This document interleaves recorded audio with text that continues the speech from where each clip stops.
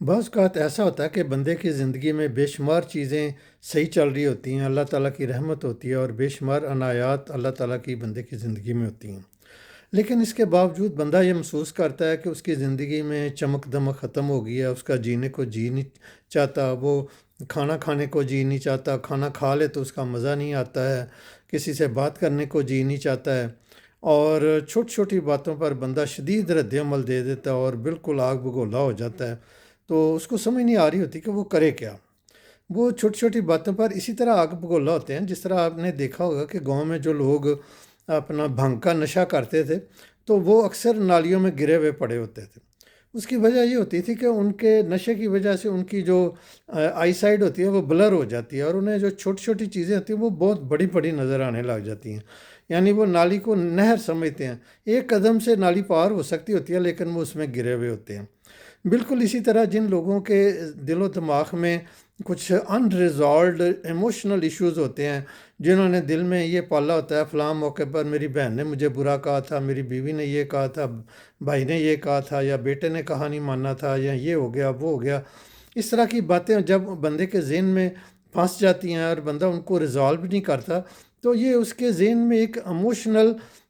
گرد و غبار بن جاتا ہے، اس کے جو ایموشنل ڈسٹ ہو جاتا ہے، یعنی ایموشنل کچرا اکٹھا ہو جاتا ہے اس کے دماغ میں۔ آپ یہ دیکھیں کہ اگر آپ اپنے کچن کی 2 دن صفائی نہ کریں تو وہاں برتنوں سے بو آنی شروع ہو جائے گی، ڈسٹ بن سے بو آئے گی، آپ کچن میں کھڑے نہیں ہو سکیں گے۔ آپ کچن کو روزانہ بلکہ فوری کا فوری صاف رکھتے ہیں تو پھر ہی وہاں پر آپ کو تھوڑا کمفرٹیبل ماحول نظر آتا ہے۔ بالکل اسی طرح ہمارے دماغ میں جب ایموشنل کچرا گند بلا اس طرح کا اکٹھا ہوا ہوتا ہے، جس کو ہم ریزالو نہیں کرتے ہیں، جس کو ہم چھوڑتے نہیں ہیں، تو اس کی وجہ سے وہ پھر ہمارا سوچنے سمجھنے کا انداز بھی خراب ہو جاتا ہے، اور ہمیں جو چھوٹی چھوٹی باتیں ہوتی ہیں وہ بھی اتنی بڑی بڑی معلوم ہوتی ہیں، جیسے storm in a cup of T, یعنی کہ پتہ نہیں کیا طوفان آ گیا، بندے نے چھوٹی سی کو بات میری مزاج کے خلاف کر دی ہے۔ تو یہاں پر بندے کا سوچنے کا انداز اس کے ایموشنل ڈسٹربنس کی وجہ سے پیدا ہوا ہوتا ہے۔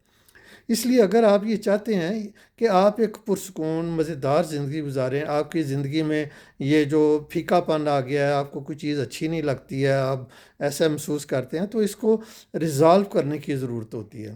4% لوگ صرف ایسے ہیں جو خود بھی کوئی نہ کوئی پروگرام بناتے ہیں اور اس پر عمل کر کے کامیاب ہو جاتے ہیں۔ 16% لوگ جو ہوتے ہیں وہ کسی مینٹور، کسی سائیکالوجسٹ کی رہنمائی میں کامیاب ہوتے ہیں۔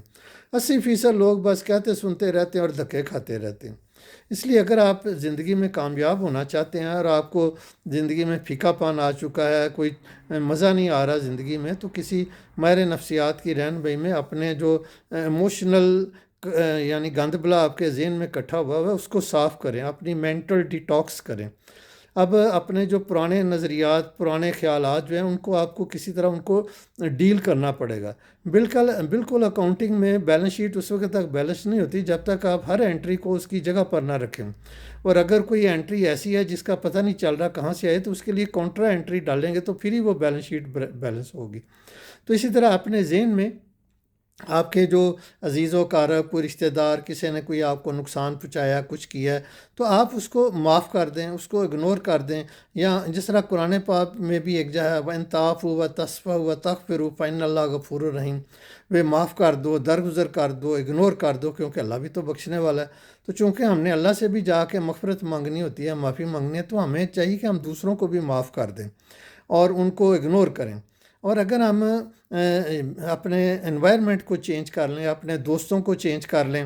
اور اگر اپنی رہائش کو ہی چینج کر لیں تو اس سے بھی آپ کی جو سوچنے سمجھنے کا انداز ہے وہ چینج ہو سکتا ہے۔ لیکن کچھ رشتے ایسے ہوتے ہیں، مثلاً آپ کے بیوی ہے، بچے ہیں، بہن بھائی ہیں، جن کے ساتھ آپ کا اختلاف چل رہا ہے، ان کو آپ چھوڑ نہیں سکتے ہیں، تو ان کو معاف کر دیں، ان سے درگزر کریں، ان کو اگنور کریں۔ اور اگر آپ سمجھتے ہیں کہ اس کو میں مطلب اس کے جب ملاقات ہوتی ہے تو پریشانی ہوتی ہے، تو آپ فزیکل اور ایموشنل ڈسٹنس اس سے حاصل کریں، ورکنگ ریلیشن شپ رکھیں، اس سے کلوز ریلیشن شپ کو ذرا کم سے کم کر دیں۔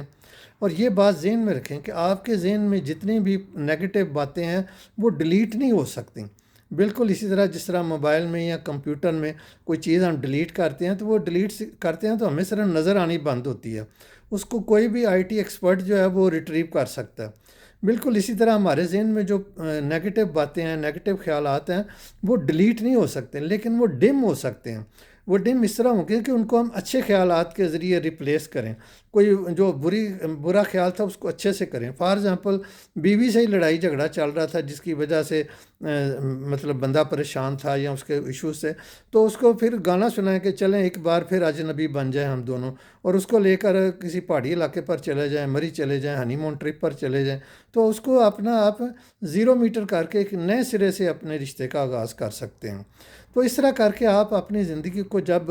یہ ڈی کلٹر کریں گے، اپنے مائنڈ کو، اپنے مائنڈ سے یہ فرسودہ خیالات کو سیٹ اسائڈ کریں گے اور نئی چیزیں اس میں انسٹال کریں گے، اور فوکس جو ہے آپ کا وہ پرانی چیزوں کی بجائے نئی چیزوں پر ہو جائے گا، تو پھر آپ کے اندر ایک جینے کی امنگ پیدا ہوگی، آپ ایک مزیدار خوشگوار زندگی بسر کریں گے، اور آپ کے اپنے گرد و نواح کے جو پیارے لوگ ہیں ان سے بھی آپ کے تعلقات ٹھیک ہو جائیں گے۔ تعلقات خراب صرف آپ کے سوچنے کے انداز کی وجہ سے خراب ہوئے ہیں،